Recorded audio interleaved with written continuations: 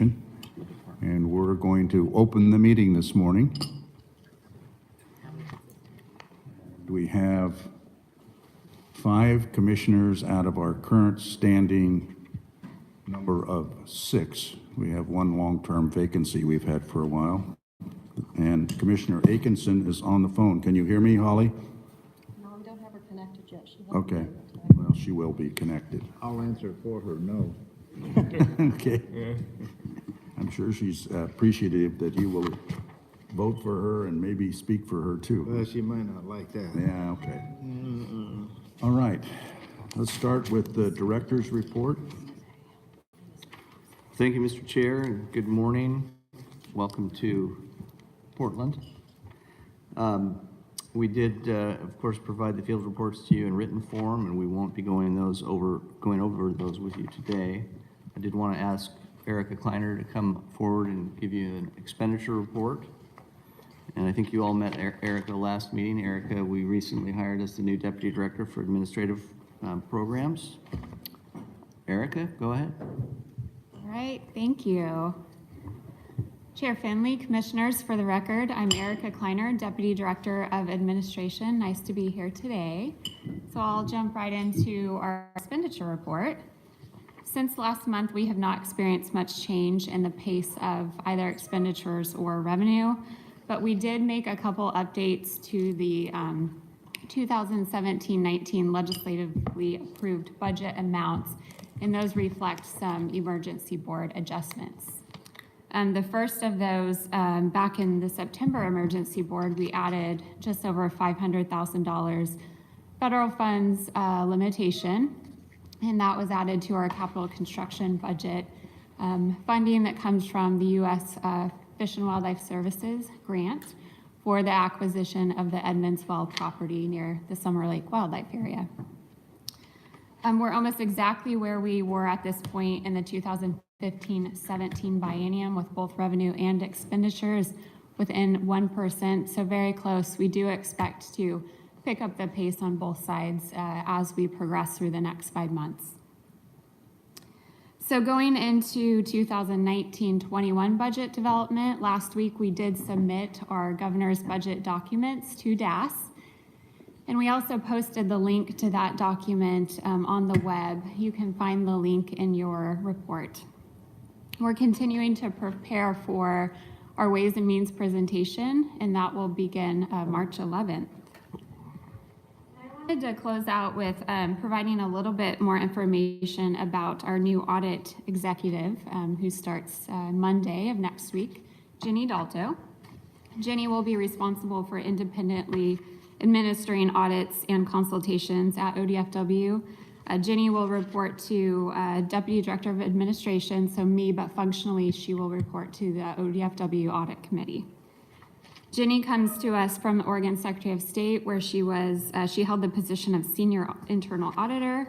She has extensive auditing experience, and she also holds a Project Management Professional Certificate. So we're looking forward to having Jenny start next week. With that, I'd love to open it up for any questions that you have. Okay, thank you, Erica. Commissioners, any questions? Commissioner Weber. Erica, with the new electronic licensing system, have we, if I understood what you said, there's been virtually no change in our receipts because of that change. Is that accurate? Chair Finley and Commissioner Weber, on the revenue side, we've brought in slightly less than we have in the past, and doing that comparison. We've brought in more revenue through our online sales channel, but the point of sale agents and ODFW offices have kind of evened out a little bit. So revenues, it's close. It's not a significant reduction, but we're slightly under where we have been in past years. Okay, thank you. Sure. Commissioner Woolley. I would just say, Erica, congratulations on your promotion. Thank you. Appreciate that. Okay. I would add, Chair Finley, that on the electronic license system question, one of our objectives with the new system is really to move people into the self-serve mode, self-service. And so prior in 2018 license year, for instance, 6% of our purchases, license purchases were over the internet. The balance, 94% being either at ODFW offices or at licensed agents. Through the first 2 months of the electronic license system, 39% of our purchases have been over the internet. So people are responding and moving to that self-service mode, which is one of our objectives, long-term objectives. Thank you. Thank you, Erica. Thank you. Oh, Greg. I Go ahead. just had a comment. I know we skim over field reports these days and don't get a verbal report or comment on those, but I did have a question if it's okay. Hold on a second. I can get my spot. So I was happy to see that there was a workshop for strategies for open ranching out in, I think that was held in Baker County. It looked like there was very good attendance with that. And it was interesting to see a rancher from Montana giving some training about their strategies for addressing wolf issues with their livestock. And so I just was wondering if there was anybody here that could elaborate a little bit on just how that went and kind of how the conversation went. If that needs to happen another time in the meeting, I'd appreciate it. But I was just happy to see that there was some effort in terms of learning about different strategies that are occurring with different ranchers in other states. So thanks for coming up, Bruce. Yeah, and Chair Finley, Commissioner Woolley, that training was actually very well received. Bruce Eddy, our East Region Manager, I know is well versed in the happenings there, so go ahead, Bruce. Yeah, Chair Finley, Commissioners, Director Melcher, for the record, my name is Bruce Eddy. I'm the East Region Manager. Yes, there were 2 workshops, one in Baker City for agency folks, basically professionals, and then there was another one in Halfway that was basically for the ranching community. And one of the notable things about it is from my perspective anyway, is the members of the ranching community actually organized the session in Halfway, which showed some significant interest for looking at different strategies. The folks that organized the one in Halfway are also working with us right now to organize another one down in Klamath Falls. I can't remember exactly when it's going to happen, but I think it's like April or May, something like that. Was very well received, as you might expect. There are folks that can't see how the strategies the lecturer outlined might work with their operation, and there are other folks that are intrigued by it and see some opportunities there, which you'd expect that. One of the real interesting outfalls of it, though, I was talking to the Wolf staff earlier in the week, and they were quite surprised that I can't remember whether it was Union or Baker County, but the recent Cattlemen Association meeting, one of the local ones, the topic of the workshop ended up being a pretty significant part of their meeting, and it's nice just to have the conversation. I think that's important. All right, thanks for coming up, Bruce. I appreciate it. You bet. Thanks, Bruce. Next up, under the Director's Report, actually, we have 2 items that Davia Palmieri will be presenting to you, and here she comes.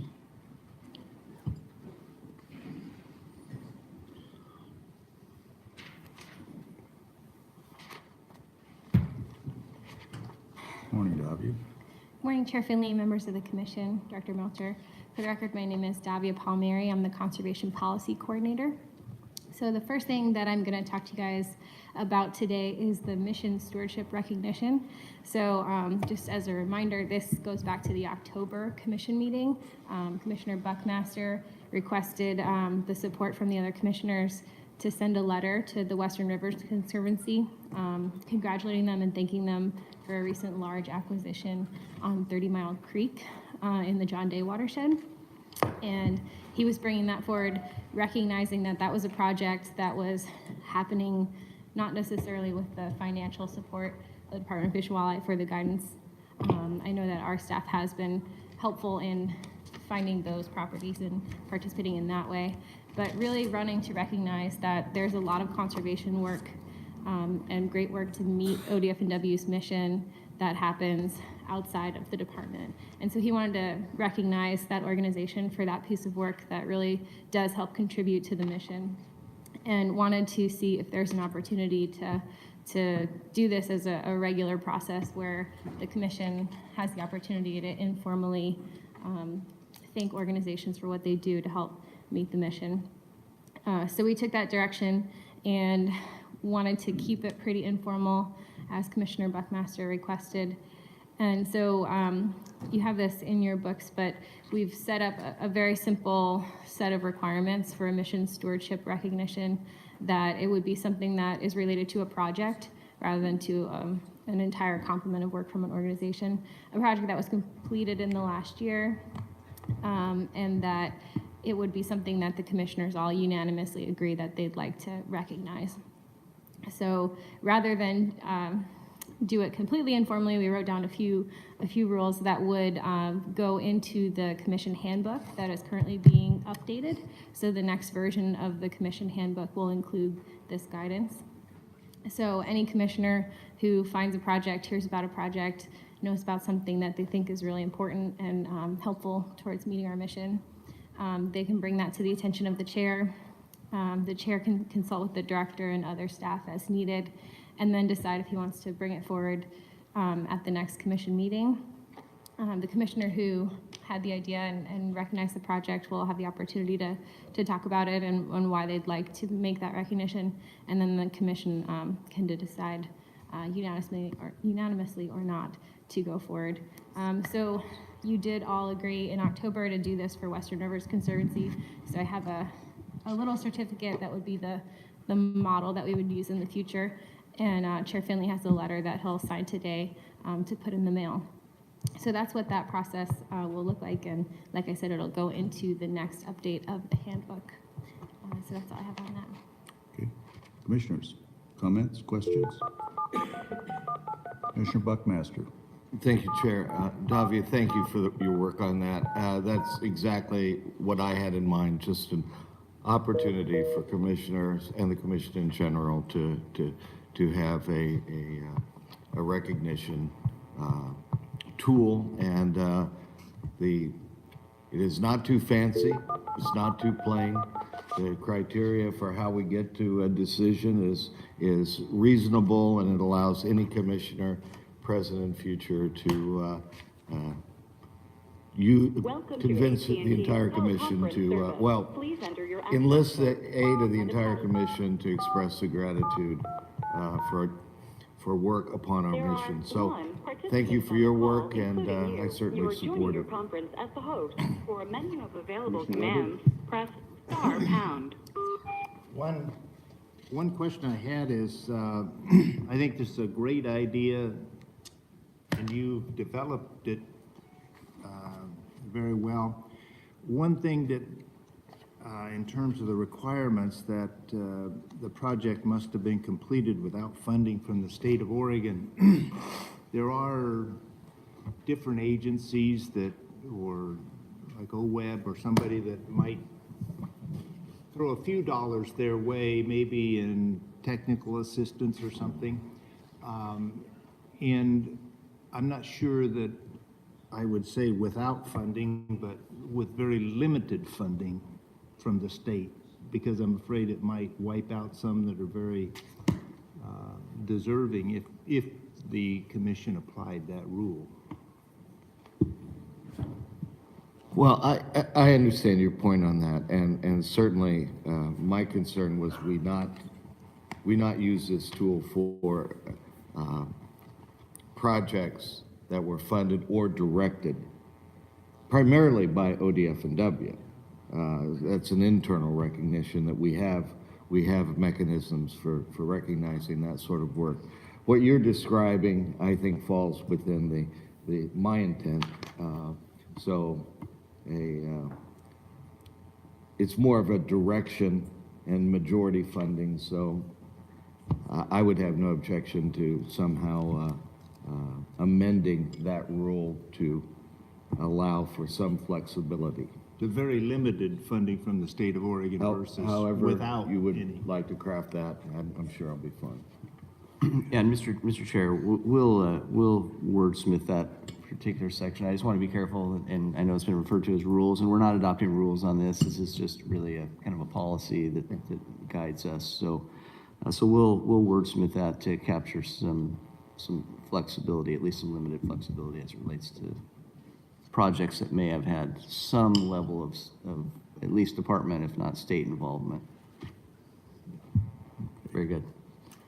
Thanks, Davia.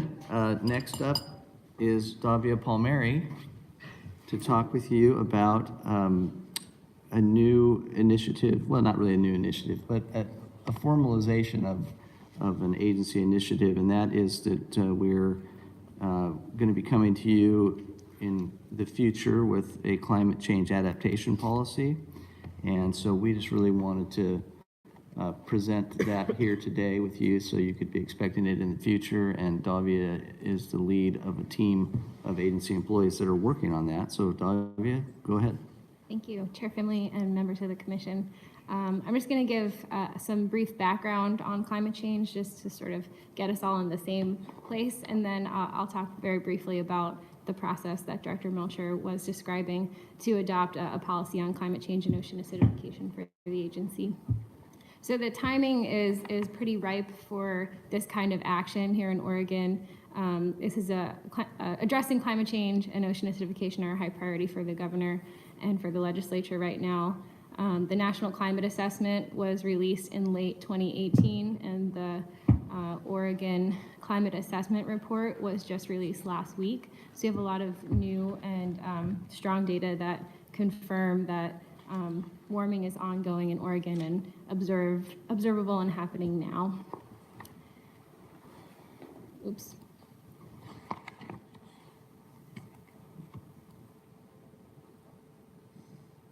Started at the end. So some of those things that we're going to talk about are driven by temperature and precipitation, and wildfire is going to be a big piece of that. Sea level rise and ocean circulation, as well as ocean chemistry in the form of ocean acidification, are also a big part of the impacts that are being seen globally. So this is data from the National Climate Assessment. On the left is global carbon emissions. The black line is observed. So you can see we are on a increasing trend in carbon emissions. The red line is the highest scenario considered by the Intergovernmental Panel on Climate Change. That's also used in the national assessment. And the green line, lower scenario, is a scenario where we would meet the targets set by the Paris Agreement. So you can see also in the global average temperature change that the increase has been observed up till now, and the projections going forward have us upwards of 4 degrees Celsius. And this problem of carbon emissions is also tied to ocean chemistry. Outside of the atmosphere, there's also impacts from dissolving extra carbon dioxide in the oceans. In this graph, the red line is carbon in the atmosphere, and the green line is carbon dioxide in the ocean, and the blue line is pH over time. So we are seeing an acidifying trend. And Oregon is actually one of the global hotspots for this trend, and you guys have heard this before from our Great Marine Resources Program, who's been on the forefront of this. The patterns of ocean circulation in the Pacific are such that carbon dioxide that dissolves in the Arctic and along the Asian coast dissolves deep into the ocean and follows the current and upwells off of Oregon, making us a hotspot for ocean acidification. So in addition to acidification, the ocean has a strong warming trend. This graphic is from the blob phenomenon in 2015 that affected, the effects of that cascaded through the system. We're still seeing the effects of that on fisheries. So going to the fourth Oregon Climate Assessment Report that came out last week, this data follows the same models and mechanisms as the National Climate Assessment, but the projections for Oregon specifically have found already a 2-degree Fahrenheit increase in temperatures from a 1971 to 2000 baseline, and have us by 2100 up to 9 or more degrees Fahrenheit. The precipitation trend in Oregon is a lot less clear. Looking forward, the projections show a pretty stable trend in precipitation. One of the biggest impacts there, though, is about the timing and trends of that precipitation, where many of our snow-dominated systems are going to transition to rain-dominated, which has an impact on how water flows on the landscape.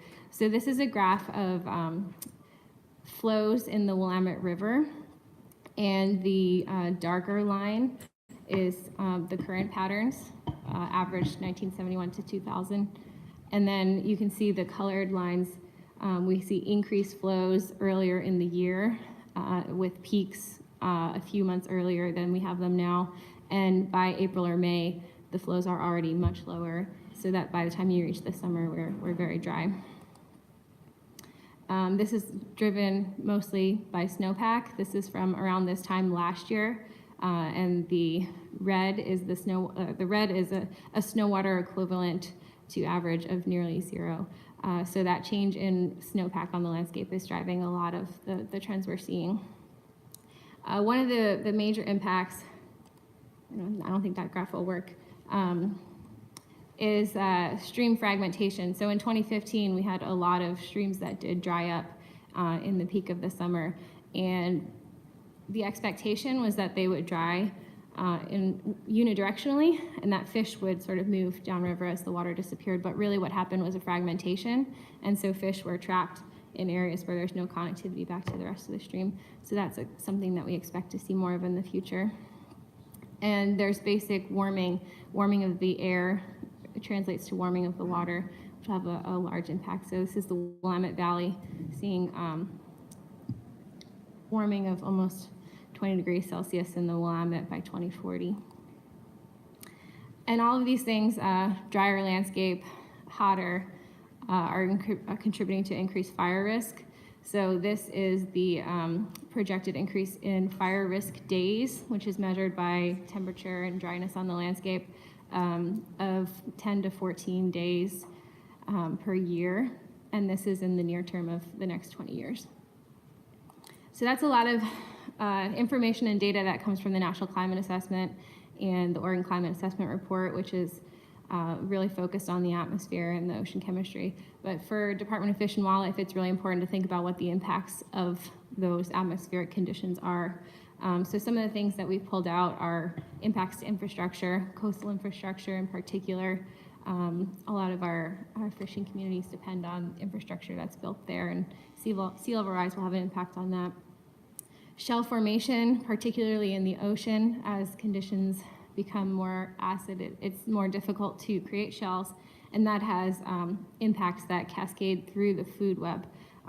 Much of the pteropods at the base of the food web in the marine system are those that are going to be impacted, and that can move its way through the entire food web.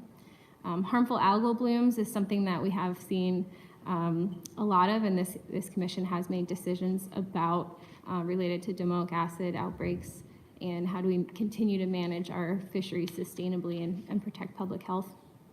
And then there's acute mortality as a possibility, which we have seen in the last year related to hypoxic conditions in the ocean that are believed to be related to warming conditions. And if we look on the land, we also have a lot of infrastructure on the land that could be impacted by changing flood conditions and fire. And there's a lot of infrastructure that the Department of Fish and Wildlife owns and manages. We've called this category invaders, and to capture the idea of things like mountain pine beetle that's affecting the forests of Oregon, but also things like new diseases that currently are not in Oregon but may be able to move in based on new conditions. Warming water temperatures can affect fish physiology and ability to respond to those diseases. Range shift is the idea that microclimates will move across the landscape and species will need to move to find those. So there's a lot of opportunity related with this for our staff to find ways to make the landscape more permeable for animals to move. Fragmentation could be the effect of fire on the landscape, breaking up the ability for that connectivity to exist. And then terrestrially, there's a potential for acute mortality in extreme weather events and extreme temperatures in the water and the air. So there's a lot of doom and gloom. These things could happen, but this graphic here is from the National Climate Assessment, and it kind of summarizes the idea of adaptation, that there's things we can do here. So if you look at climate change and all of the other non-climate stressors that we deal with all the time as fish and wildlife managers, we can go from there to look at what the adaptive capacity of the species we manage are and develop some adaptation strategies to affect where animals persist on the landscape. So that sort of brings us to why I'm here talking about this today, wanting to make sure that we have that baseline information of the problem and thinking about how do we find solutions. And so the agency is already taking really great steps forward on science and decision-making and on-the-ground action. For example, the commission voted in 2018 to change the rules associated with Dungeness crab markets. That allows us to build some sustainability into the system to allow for the market to continue even when there's domoic acid, but also protect consumers. So that's an adaptation that allows us to sustain what we have now, but do it a little differently in the future. And so we want to take that kind of idea and make sure that the agency is doing it throughout our work. And so a climate change and ocean acidification policy would be a high-level document that states that climate change is a threat to our ability to meet the mission, and that staff throughout our processes, whether that be planning, decision-making, or actual action, are taking those effects into consideration and planning for a more sustainable and resilient future. So right now, staff are on the team that Director Melcher described, are drafting and reviewing, providing feedback on an initial draft policy. Throughout this process, we'll have opportunity for interacting with the conservation stakeholders who are a big part of how we'll be able to move forward with this. In April, we expect to bring an informational exhibit with time for public testimony, and then in June, we would bring it back for adoption of the policy. That's that brief overview for you all, and I'm prepared to take questions if you have any. Commissioners, questions, comments? I just want to comment about when you indicated the deep water sink of CO2 in Asia. NOAA has known it for years. It's near the Sea of Okhotsk. Water is very cold. The CO2 forms the acid and sinks. That moves across the Pacific and bifurcates here and to South America, follows the Humboldt Current. It's 150 meters below the surface. Even if you stopped it today, the conveyor belt is there for 50 years. It takes 50 years to go. Just like a lot of these things we see, it's a long-term adaptation process. The other one is that in the southern part of the United States particularly, but it could affect our estuaries, as you lose freshwater runoff and you increase the temperature, you increase the salinity of our bays, our estuaries, and our nurseries. And that high concentration salinity doesn't do well even with marine organisms that are used to a certain salinity. So we do have some problems that adaptation may or may not help with, but we do know the solution: clean energy. Greg. Thanks, Mr. Chair. So you mentioned that our Oregon report just came out a think a week ago. Is that readily available at this point? It is. So it's a report, Chair Finley, Commissioner Woolley, my apologies. It is a publicly available report. It's developed by the Oregon Climate Change Research Institute. It's sort of one of their #1 directives that when they were created is to do an Oregon climate assessment report. So it is available on their website, and we can share that with you as well. Thank you. Thank you. Very good. Thanks, Davia. More to come on that, commissioners. Next up, under public forum, we have David Moskowitz.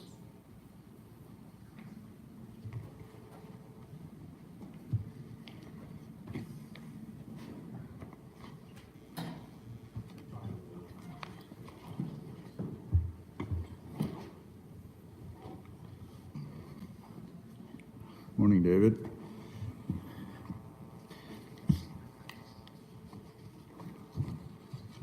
During our public testimony, I think you remember 3 minutes, and we can't take any action during public testimony. Yes. But we appreciate you coming to share with us. Thank you. Good morning, Chair Finley and members of the commission and Director Melcher. My name is David Moskowitz with the Conservation Angler, and our offices are located here in Portland, and definitely the closest that the commission has ever met to where I live. So thank you for that. Although I do like going out to places like Baker City and hearing about Tucker's sports accomplishments. That was pretty enjoyable. Anyway, I am here to urge the Fish and Wildlife Commission to direct the department to formally and officially begin an administrative rulemaking process to set permanent regulations regarding recreational angling within and adjacent to cold water refuge areas that exist in the Columbia River and in many other rivers throughout Oregon. In 2018, staff outlined a process to establish these regulations. Unfortunately, staff has tied Oregon to EPA's cold water refugia planning process that is now mired in power politics that stretches from Seattle to Washington, D.C. It's uncertain when or if the EPA will finish their process. Fortunately, EPA made robust progress early in their efforts to identify cold water refugia along the Columbia. We now know where the cold water refugia are and how important they are for fish survival. Also clear, based on extensive radiotelemetry research, is the extent and frequency of use of specific cold water refugia by migrating wild steelhead and salmon. Idaho's research on the Columbia shows that migrating residency within a cold water refugia lasts for days to weeks once the main body of the river is between 64 and 68 degrees Fahrenheit. When the water temperature increases just a half a degree to 68.5 Fahrenheit, wild steelhead residency shifts to weeks and months within the cold water refugia. We also know that many other rivers in Oregon, like the Willamette and the Umpqua, just to name a few, become extremely warm during summer and early fall. The cool and cold water inputs from tributaries and upwelling of groundwater provide critical refuge for migrating salmonids, both adults and juveniles.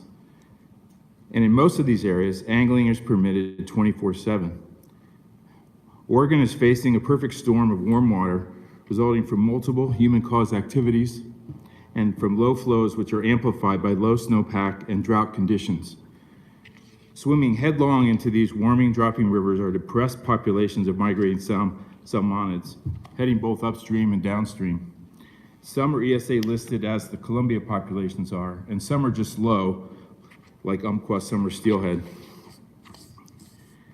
Most scientific predictions show little change in ocean conditions to boost salmon productivity in the near term, nor does there seem to be any end in sight to the low snowpack and drought conditions in many watersheds. These conditions present a double whammy for depressed populations. The current angling regulations permit focused and effective fishing opportunity on these fish, akin to shooting fish in a barrel. That needs to change. We need rules and principles that implement fair chase and refuge concepts within recreational angling rules. It's time for the department to engage the public and develop a set of permanent regulations so the commission can meet its primary mission to prevent the serious depletion of any indigenous species, while ensuring that efforts to provide for the use and enjoyment can be delivered to present and future generations. And you're out of time, David. Yes, thank you very much for letting me go past. I wanted to hear the summation, and I thought the commissioners should hear it too, since our job is future generations, so. I, of course, oppose shutting off lawyers.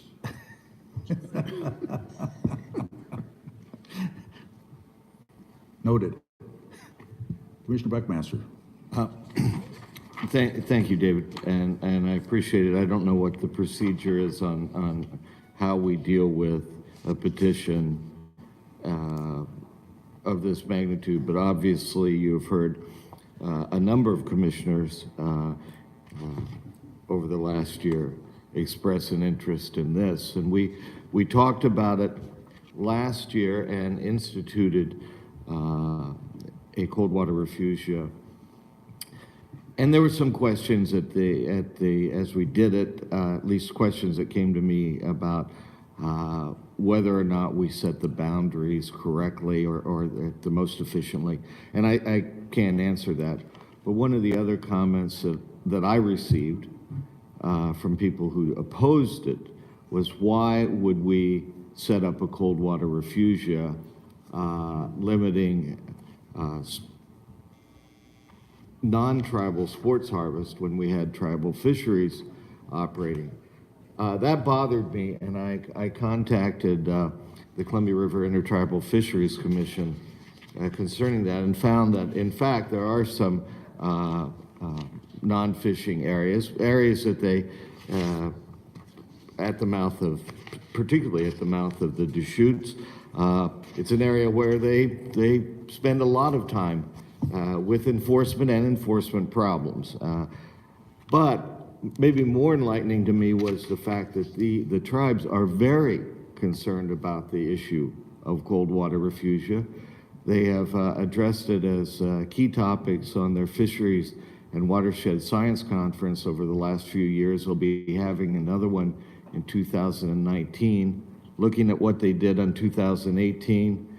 Their opening agenda item was on the EPA Columbia River Cold Water Refuges project, followed by a sediment issue also at the mouth of some of these tributaries.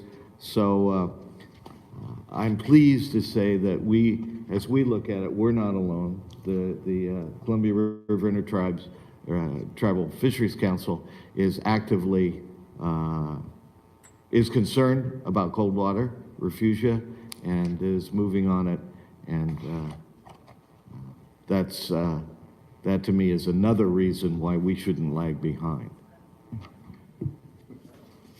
Okay. Any other comments, commissioners? Well, we expressed our interest, Kurt, about, furthering this and pushing it along, and you gave us, the last update I could find in my file was June 8th of 2018, a briefing on Columbia River thermal angling and sanctuary process. So I wondered if you could, or one of the staff could share the update in your thinking. Sure. Chair Finley and Commissioners, we, as I think Commissioner Buckmaster noted, we actually did implement a thermal sanctuary last summer at the mouth of the Deschutes, and immediately came under fire for choosing the wrong deadline, or depending on your perspective, like a closed fishing area. I think, and Mr. Moskowitz mentioned that we have, and we, as we discussed with you over the last year, we have a link with the EPA process. I think the EPA, as we all know, has been moving slowly and also has been subjected to at least one government shutdown, perhaps another in a week, we don't know yet. Additionally, our Columbia River staff, and of course, Mr. North would be working on this, and he is fully engaged in another process. So it's one of balancing workload. We certainly have not forgotten. We fully intend to look at, and if the run sizes are small, which we expect them to be, we'll be implementing a sanctuary again at the Deschutes in 2019. But I don't know if Tucker has anything he wants to add to that, or if it's sufficient. I would only if there's something you want to add, Tucker.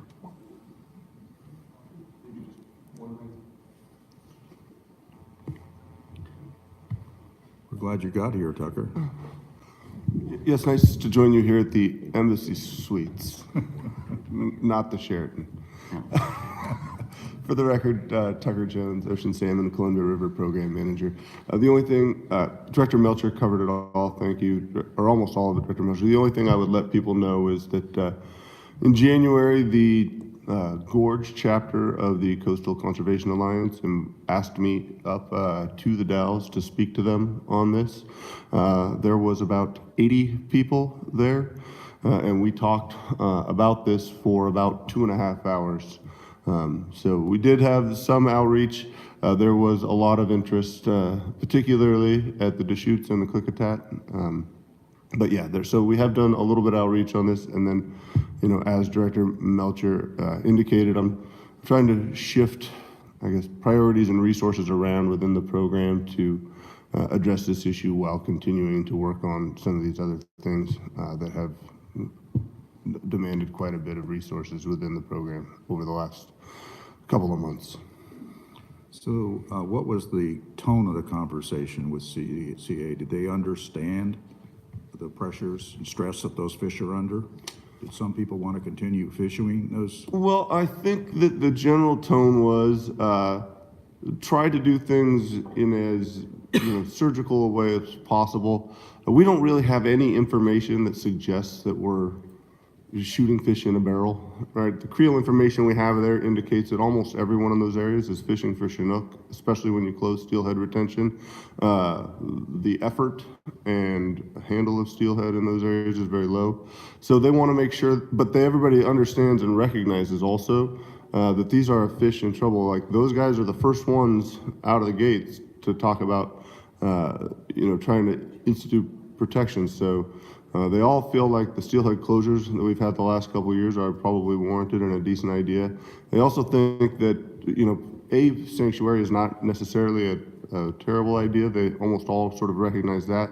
They felt, I think, that the larger swath we took last year was perhaps overly restrictive for people who are largely targeting Chinook in that area. And then, as Commissioner Buckmaster mentioned, there was some sentiments concerning sort of the tribal fisheries that also occurred in that area. But I did remind them that, the tribes are sovereigns and have treaty fishing rights, and that they were exercising those in the areas and also interested in protecting those runs. So. Chair Finley, may I respond to a point that Commissioner Buckmaster? Yes, I appreciate it. Thank you, Tucker. Regarding the tribal fisheries, the two places where tribal fishing takes place within a cold water refugia, one is Herman Creek, and there are set nets there. The other is in Drano Lake, which is in Washington, and there are platforms and there are drift nets that are used there.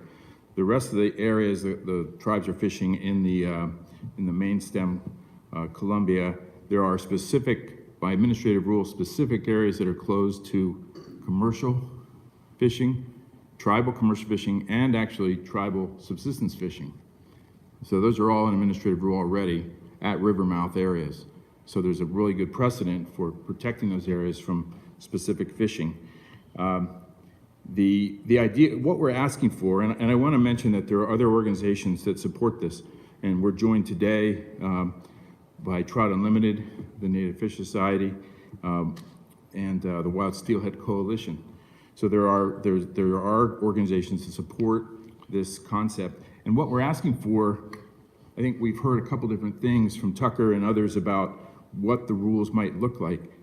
We just want to have that conversation. The rulemaking process, the department should put out a proposed rule. And then everybody will comment on it. There could be a task force or a work group that refines a rule for specific areas, or perhaps a statewide rule based on criteria. But the whole point of engaging the rulemaking is to engage all those groups, engage all the anglers from the CCA, from the steelheaders, from the conservation groups, and come up with a rule that is good, so we don't have to do this emergency rulemaking every year where there's a lot more uncertainty. But if there's a rule that can be applied statewide on a regular basis, that's what the rulemaking process should result in. That's all we're asking for, is essentially our day before you to come to agreement on a permanent rule based on a lot of public input, not just one cranky person. Well, maybe I don't like to think I'm cranky, but I know that some may have that opinion. But we're just hoping for the process to happen so we can have public hearings. People can bring all those issues forward so that we can, if we do apply this, we can do it in a way that everybody feels like their voice was heard. So we're just looking for the process. All right, thank you. Thank you very much for this opportunity. One of the things, commissioners, that Commissioner Biddle, go ahead. What is the mechanics or the process to start a petition for rulemaking? What has to be done? Director? I'm sorry, you'll have to repeat the question. My attorney was talking to me at the same time. I was just curious on the mechanics or the process of starting a petition for rulemaking. Well, technically, I think the process has begun. He has submitted a formal petition. We just received it here, and which will start the Administrative Procedures Act clock ticking. I did want to clarify one thing, Mr. Moskowitz. On your petition, it's indicated that it was submitted on February 7th, and today is actually February 8th. So on the record, I wanted to note to you that we received it on February 8th, not on February 7th. So I believe it's a 60-day, or maybe it's a 90, whatever the time limit is, it starts today, not yesterday. Okay. And so, just in following up on that then, and you all have received other petitions, this is a petition for rulemaking under the Administrative Procedures Act, which is different than a petition for listing under the Oregon Endangered Species Act. There's a timeline upon which we will need to respond. The commission will need to respond to the petition. So we will bring it to you at a future commission date, and then you will determine whether you're going to go forward with a formal rulemaking or you're going to deny the petition and not do that. Thank you. So, commissioners, let me just bring this up, Bruce, because maybe you want to address it also. We had in the past, we'd had discussions about having a framework to encompass the state that would list criteria like trigger points, but all this would resolve back to the director. So would there be a framework? There wouldn't be temporary closures. Yeah, there would be, or there would be restrictions, but it would be within a regulatory framework that the department develops and the public comments on. Are we all in agreement with that, just that broad approach like that? Bob? I'm thinking probably, Okay. but I would have to look at it. Yeah, well, that'd be the point. Okay, Commissioner Buckmaster. Just one point of clarification you mentioned 24/7 fisheries. I don't believe we have those in Oregon. So you might want to amend your talking points. Chair Finley, Commissioner Buckmaster, that is true. And Washington does have that, and that's one area of kind of continued disagreement, but thank you for that. And that is true in Oregon. Okay, thank you, David. Very good, thanks. Thank you very much. Mr. Chair, that brings us to temporary rules. You have on your TAN agenda 5 temporary rules that require ratification. These are rules that were signed by myself or the Deputy Director since our last meeting, and we'd be happy to answer any questions you might have on any of those. Okay. Commissioners, any thoughts, comments, concerns on these rules as presented? I would move that we adopt the temporary rules numbered 1 through 5 as set forth on the TAN agenda. I'd second. Okay, it's been moved by Commissioner Weber and seconded by Commissioner Woolley to adopt the temporary rules as presented on our 10 agenda dated February 8th, 2019. Any further discussion? All right. All in favor indicate by saying aye. Aye. Aye. Opposed? Hearing none, it passes unanimously by the 5 commissioners present. Holly, are you on the phone? No, we weren't able to pass. So it is 5. All right. Mr. Chair, that concludes the director's report, and we'll hand it off to you for Exhibit A. Okay. We were provided for the commission meeting January 18th of 2019. Any changes other than clerical or subject verb agreements or technical? Okay. Do I hear a motion? I would move to approve the minutes of the meeting of January 18th, 2019. Second? Okay, it's been moved by Commissioner Weber and seconded by Biddle. Commissioner Biddle. All in favor indicate by saying aye. Aye. Opposed? Hearing none. The minutes are approved by the 5 commissioners present today unanimously. Okay. Chair Bob? Finley, I had a question that might go to Kurt or Michelle. Are there any minutes in the past that have not been approved for meetings? We've gotten through all of them. Okay, because when I go on the website and look at the schedule, there's some that it appears there are no minutes for the meetings. I'll take a look at that with you and I'll see. And I thought before we have a massive change and the people haven't been here, that we ought to make sure that we clean that up if it exists. Mr. Chair, and Commissioner Weber will look into that and reconcile. All the minutes have been approved by the commission up to and through the January 18th minute.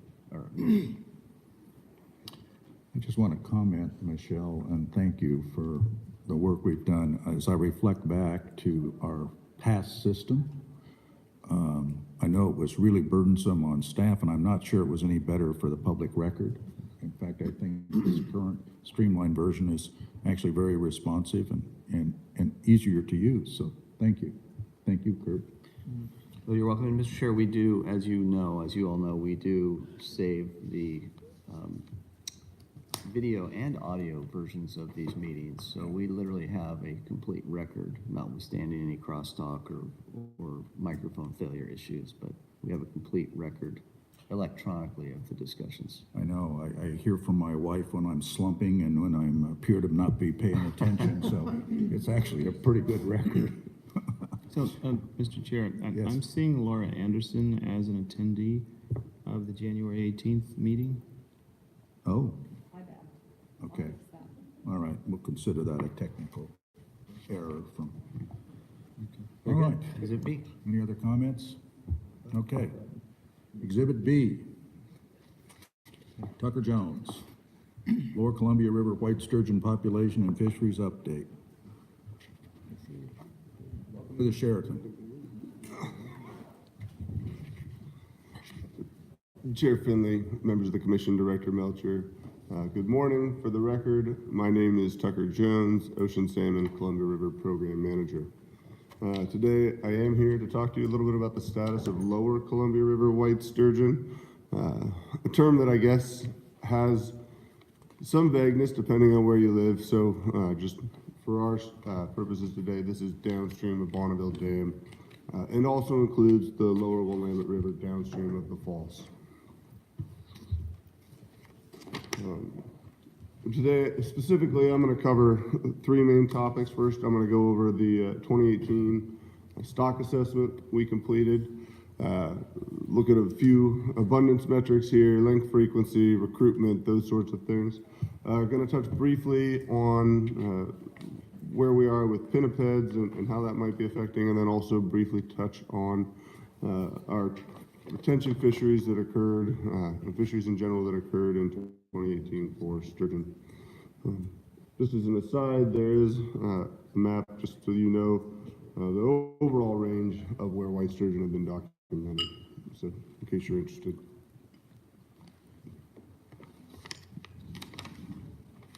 This is a plot of the legal-sized abundance estimate going back since we started our assessments in 2010. You can see that in 2018, that estimate is about 162,000 legal-sized fish. This is down slightly from 2017 and 16. The red dots are the projections of where we thought we were going to wind up. So generally speaking, not too far off of our projections. This is based off of sort of our standard white sturgeon abundance methodology, wherein we create an overall population abundance estimate. We expand that by our length frequency histograms that are generated through our set lining approach, and then apportion that out by sort of specific length increments. So the overall abundance of white sturgeon in the lower Columbia River greater than 21 inches was about 570,000 white sturgeon. So of those 570,000, about 162 would have fallen into the length bins associated with the historic estimated legal abundance at 38 to 54. A term that's sort of becoming a little bit antiquated, given that lately when we've been managing our fisheries, it's been on a reduced slot of 44 to 50 inches fork length. As you can see, there's quite a bit of variability around these estimates. Just our ability to get out and handle a number of fish is limited, which sort of leads us to these wider confidence intervals than we'd like. So we'd like to take also several approaches to examining these abundances. So this is our first and sort of the main way we've been doing things. A methodology developed over, nearly 30 years at this point in time of work above Bonneville Dam and the impounded Columbia Rivers. But we've also been able to do some direct estimation in the lower Columbia River. So this is actually, we have enough marks out in that legal size slot and enough recaptures back in that legal size slot that we can generate a straight Lincoln-Peterson mark recapture estimate for this size group, for the legal size group. And that estimate was about 162,000, I believe. No, sorry, the expanded one was 162. This was 169,000 on this estimate. So pretty similar, but you can see in this next graph kind of how these estimates have laid out over time against each other. They're a little bit different, but generally the trend is there. They are sort of supporting this longer term over the last decade of an increasing trend in abundances in this legal size slot. The other way we've also, so we look, like I said, at a variety of direct estimates, but also a population indice based off of the catch per unit effort in our set lines of these fish. And as you can see, our catch per effort has continued also to increase. There is a relationship linearly between catch per unit effort and the sort of the estimated abundances we've generated out of that length frequency histogram. And so we have, when sort of going through and setting fisheries over the last couple of years, looked at all three of these abundance estimates, so to speak, and then applied the lowest one when generating quotas to just try to layer on a little bit of conservancy here. Or, is that the right word? Being conservative in that approach. I think it's important to note, like, this trend has been increasing over time, and we see our highest catch per unit effort again in 2018. This estimate, if you look at the regression, provides a legal size estimate that is about 230,000 or so. These all are sort of within the confidence intervals of each other, though, so I wouldn't call them significantly different. Shifting here to estimated adult abundance, these are fish greater than 65 inches fork length. They're known as adults or brood stock. These are essentially the mature spawning sturgeon. There's some variability around where sturgeon reach maturity, but in general, on average, about this length, 65 inches or 6 feet total length, or 72. You can see, sorry, my notes got flipped the wrong way there. Our current point estimate, actually for 2018, was about 6,100. Our 3-year running average, which is the metric in our conservation plan, is a little bit higher than that. We are fully out of the conservation zone, which we were in for several years there. And this value, based on sort of a confidence interval approach, is actually significantly different than those 13, 14, and 15 estimates. So this is, a good thing. This number should continue to remain stable or increase slightly just based on how we have crafted those fisheries that we've done. By shrinking that upper end of the slot, you sort of automatically escape some fish from the fishery. So they will continue to recruit to the adults, or should. This trend has also been supported over the last decade on our catch per unit effort indices, although I would caution from reading too much into this just because if you look at sort of the y-axis here, we don't catch a tremendous number of these regardless. So yeah, they're not real common in a population of 570,000. If our estimate is 6,100, one wouldn't expect to handle too many of those. So if you're looking at straight abundance indices, things look, generally speaking, I would say, okay with this population. It's when you start to look at some of the other metrics that the picture becomes a little more clouded.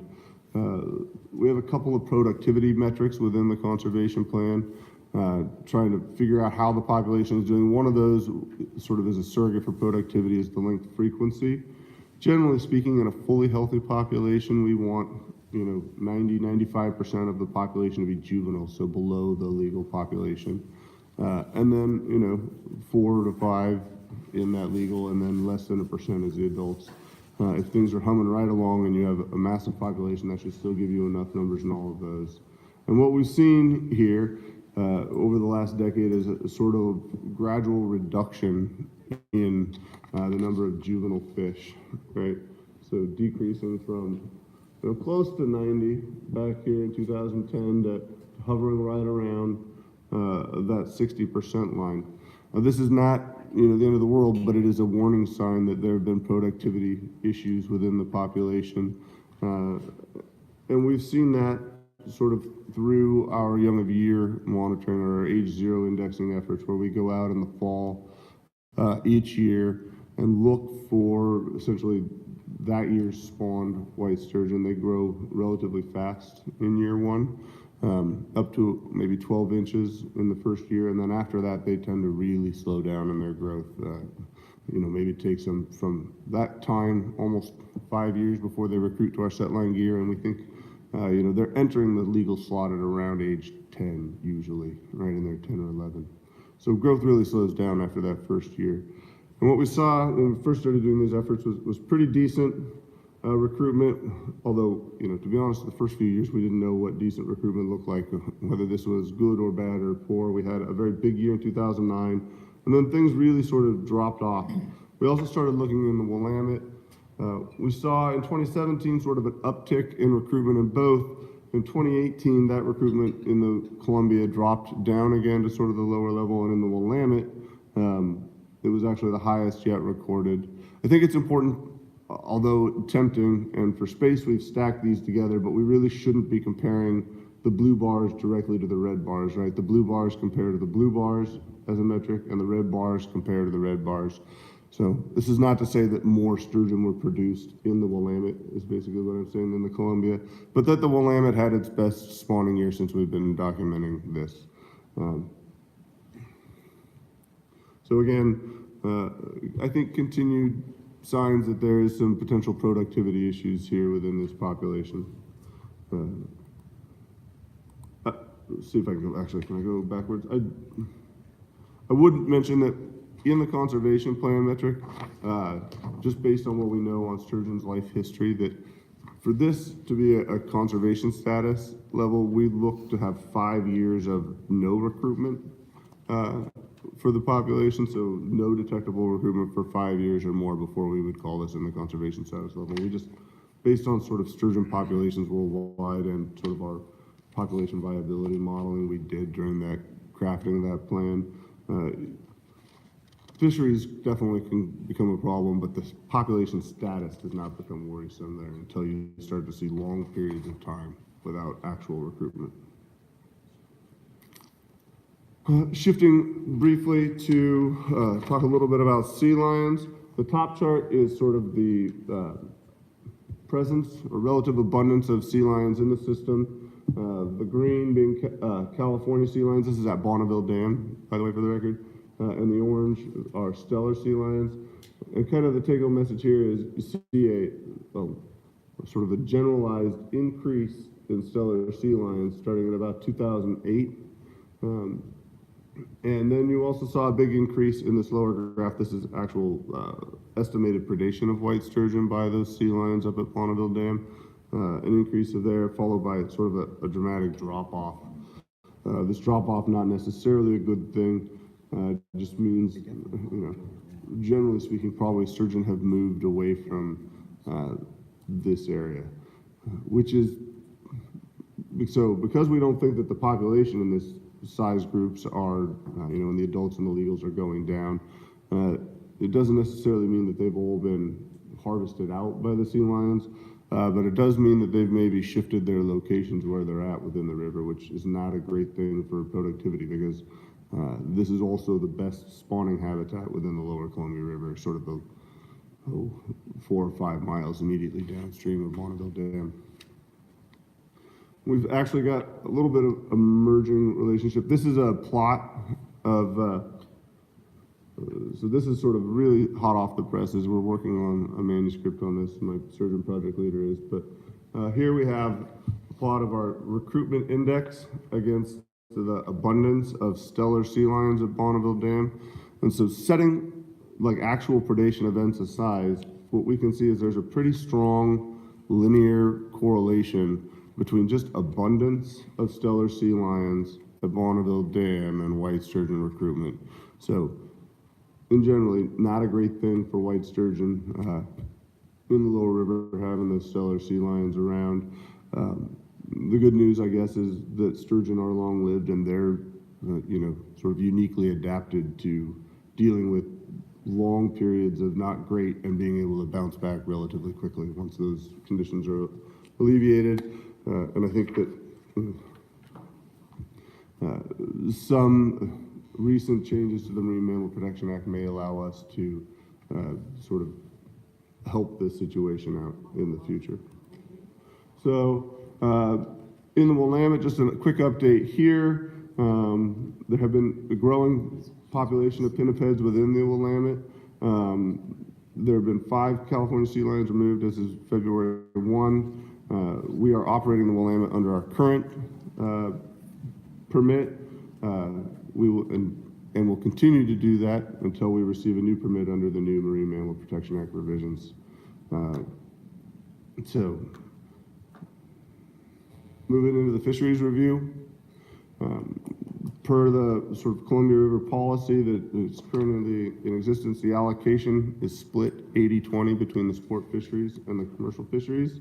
With regards to the sport fishery, we had 11 estuary openers from mid-May through early June last year, with those June openers getting in some weekend days. That's good. We had 2 open Saturdays upstream of Wanna in September. That was, again, much more successful than in our 2017 fishery when we waited until October to prosecute this fishery. We again had no fishery in the Willamette River. The guideline set aside for that is just not enough at this point in time to craft an actual fishery there. And then the commercial guideline, that 20% of their share, they realized about 2/3 of their allocation prosecuted mainly through off-channel fisheries and in the Zone 4-5 fall fisheries. In 2017, that was closer to 95 to 97% of their realization on the commercial guideline. The sport fishery response, this is just angler trips, generally speaking, overall or in the estuary. You can see a large sort of increase once we reinstituted retention fisheries in 2017, 2018, again, 7 times greater than during that non-retention period. A fairly decent, still down from pre-time, but considering that we had 11 open days in the estuary and 2 open days in the main river upstream of River Mile 40, not a bad showing for angler trips, given that generally speaking there would have been about 60 open days in May and June in sort of this pre-period before 2014 and over 100 in the main stem. So those days that are open are getting a lot of interest from our angling public. Just showing how the guideline responded here. Again, we are generally overall been harvesting below our guidelines, so we are setting a very conservative guideline of, generally speaking, less than 5% of an exploitation rate on these, and we are harvesting below that 5%. We're taking a very, very conservative approach to these fisheries. Just to sum up, the legal abundance, there's a decrease from 2016 and 17. However, generally speaking, over the decade, still seeing an increasing trend, and the catch per unit effort in our set line continues to increase. The adult abundance is looking good. Our 61 point estimate, our 7,500 3-year estimate is fully out of the conservation status at this point in time. The population structure is not where we want it to be. There's continued low relative abundance, continuing to indicate some productivity issues there.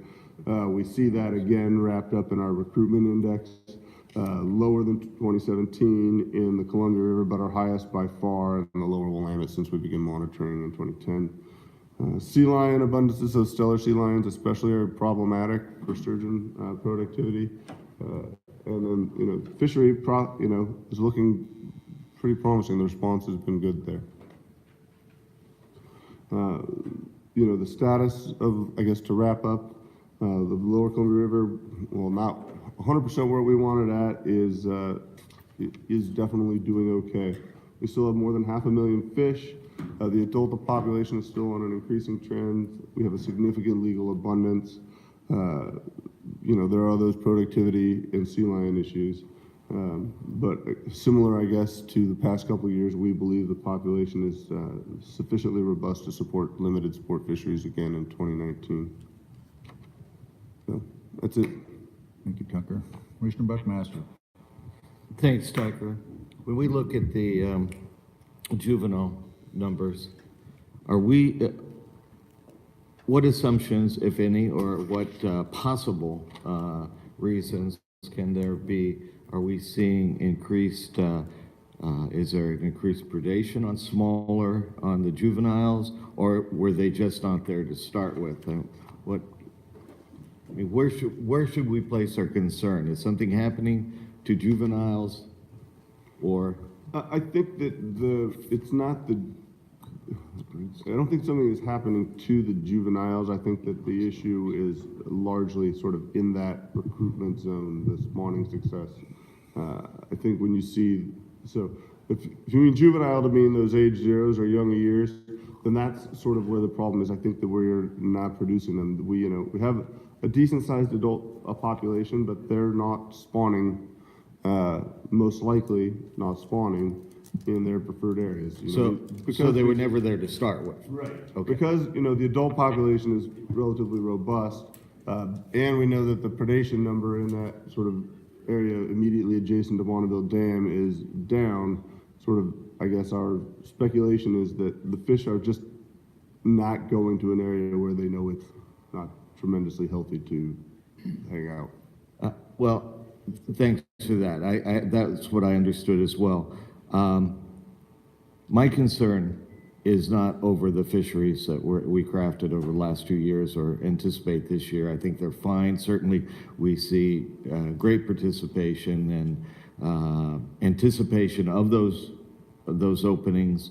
It's a good thing, and I'd like to see it continue. I am concerned that this issue of not having the numbers in what were traditionally the prime spawning areas below, and most likely because of Steller sea lions, and we've moved them away from there. They may still be spawning. I understand from previous presentations you've made that one of the issues under a lot of stress with breeding size sturgeon is they can have an egg resorption. It takes a number of years. They spawn, if I remember right, maybe every 3 years.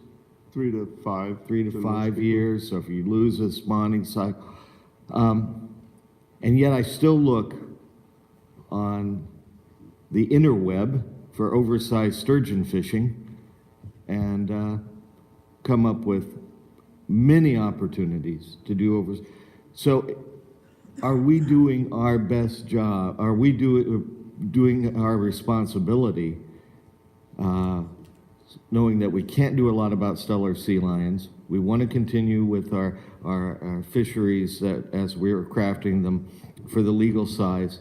But is there something else we should be doing? Should we address things like, what is warm water affecting? Is the warmer water also affecting sturgeon? I don't know. I have no opinion on that. But below the dam, are we seeing that? Should we be looking at somehow limiting the oversized sturgeon fisheries that are still touted? That's a concern I have. Chair Finley, Commissioner Buckmaster, that is, I think, a concern I share to some degree.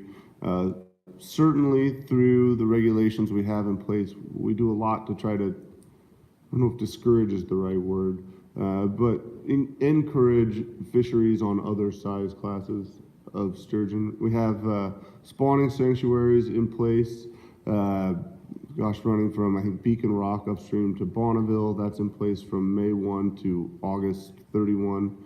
So that you're not allowed to angle for sturgeon in that area during that time frame. Similarly, we have one from, I think, the railroad bridge near Merrillhurst University on the Willamette upstream to the falls and the Willamette. And we also have those in place in each of the sort of reservoirs in the areas immediately downstream of the dams. Fishing guides, people like to catch some of those big fish, and fishing guides are resourceful and adaptive, and they've come up with some ways to find those fish in other places using fairly sophisticated side scan sonars. My general thought is, if you're going to target those fish, please use the best handling practices. In general, I think you're better off targeting sort of the abundant legal size fish that are out there or the sublegal fish, and you can still have a great fishing day. People like to talk about the great fisheries that occur in the Fraser River or sometimes in the Snake River on those oversized fish. And I like to point out to them that the Fraser River hasn't really had successful recruitment in like 20 years, right? Those fish are handled all the time. So I don't personally think that fishing on those oversized fish is a great idea. Thank you. I believe it's short-sighted as well, and maybe gear restrictions, whatever you can do to dissuade that even more than you currently are. You have my support. I try scowling at people, but they just have learned to ignore me. Anyone else? Tucker, you mentioned Lincoln Peterson.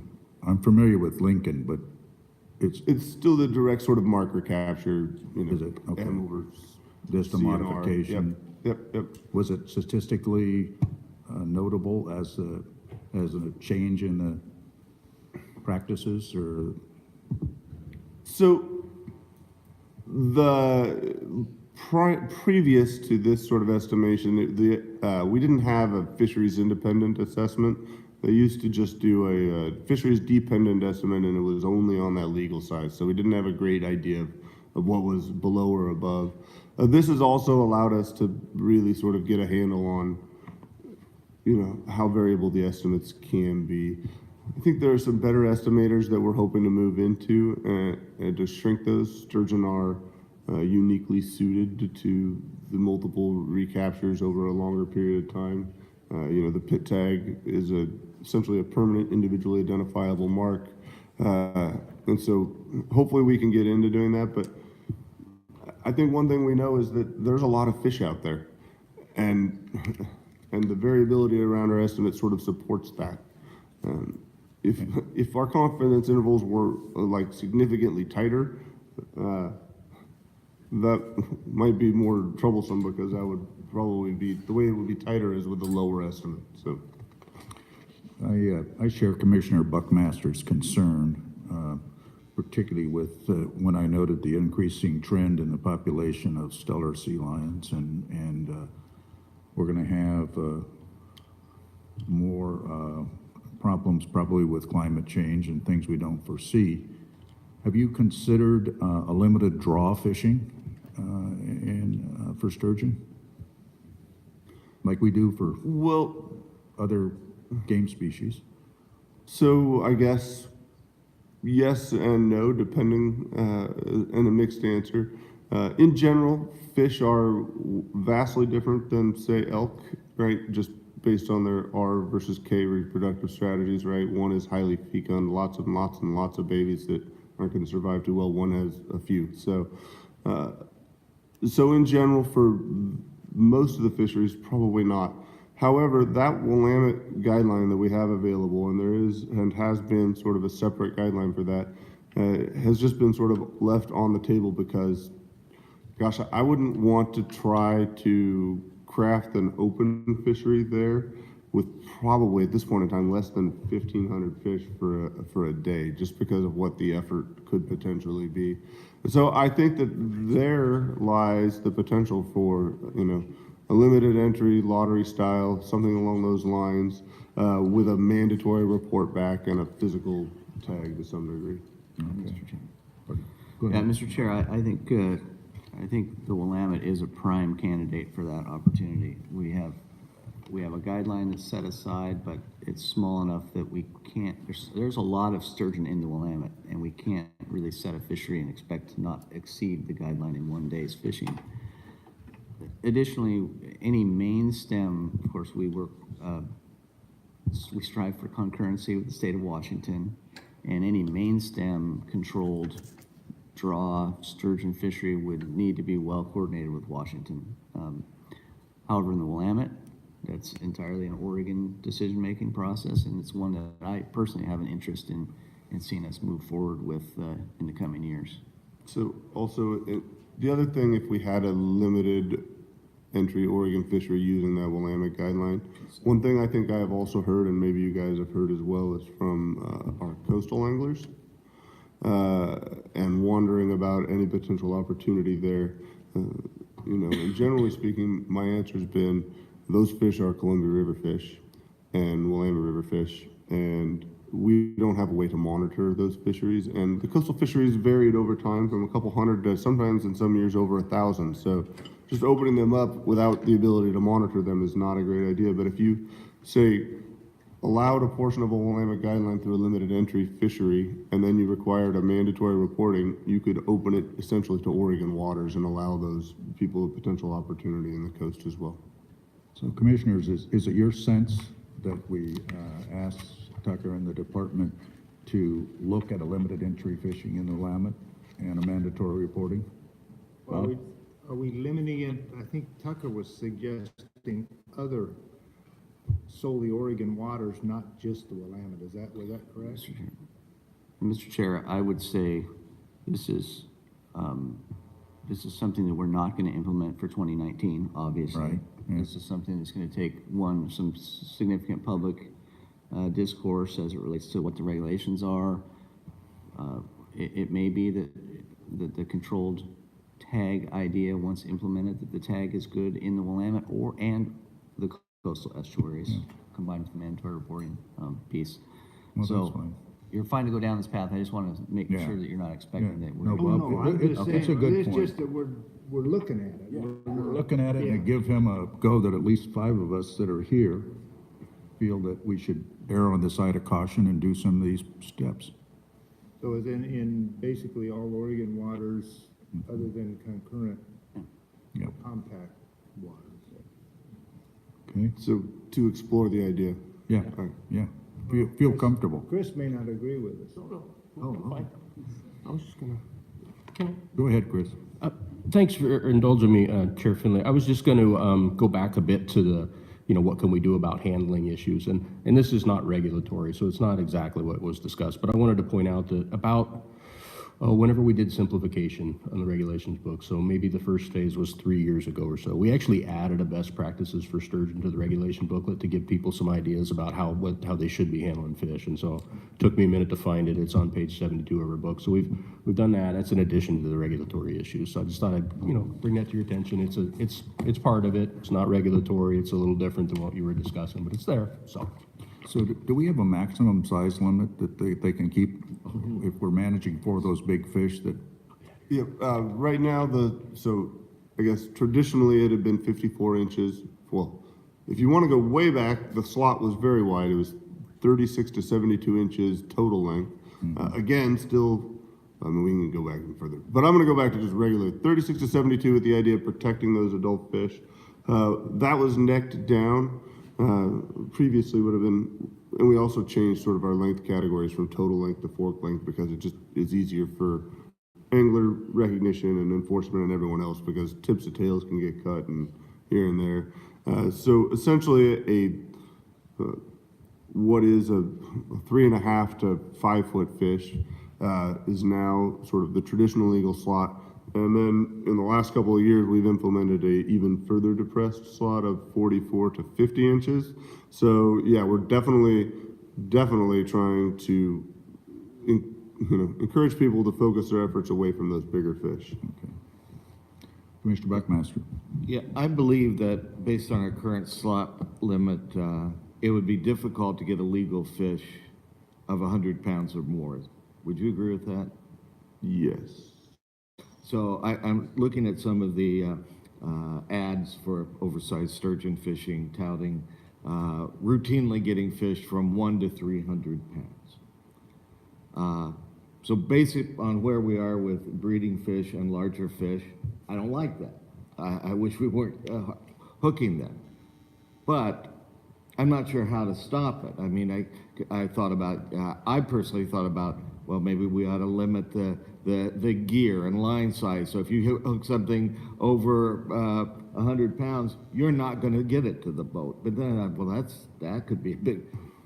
So, I remember Teddy Roosevelt. I don't remember him saying it, but I read him saying it. That Teddy Roosevelt said that complaining about a problem without offering a solution is called whining. So I'm just whining at this point. Please handle. I think, and I would just add, Mr. Chair and Commissioners, the evolution of the quote-unquote oversized directed fishery is actually pretty remarkable. If you go back to the 1980s, when I started my career, the oversized fishery was entirely focused in the Columbia River Gorge essentially on spawning or staging fish. As Tucker's mentioned, we have completely closed that area to sturgeon fishing now for many years.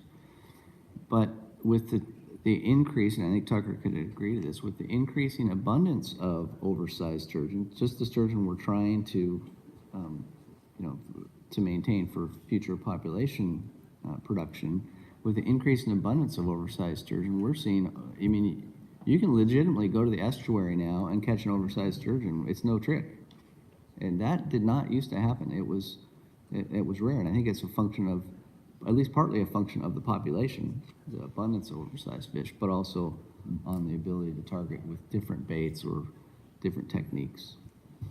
And potentially dispersal from areas where they normally were. That Could have that. Could be a factor as well. Okay, Commissioners? Any final thoughts, Kurt, on this? Nope. Okay. Tucker, thank you very much. Thank you. We're with you on protecting those fish. Thank you guys very much. Thank you for your time today. All right. Steve Rumrell. Come on up, Steve.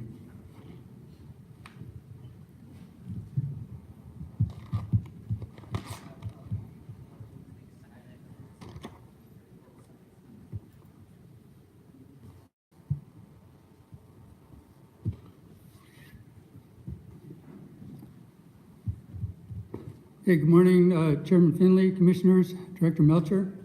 For the record, I'm Steve Rumrill. I'm the leader for the Shellfish Program for Oregon Department of Fish and Wildlife, and that's a component of the Marine Resources Program based in Newport.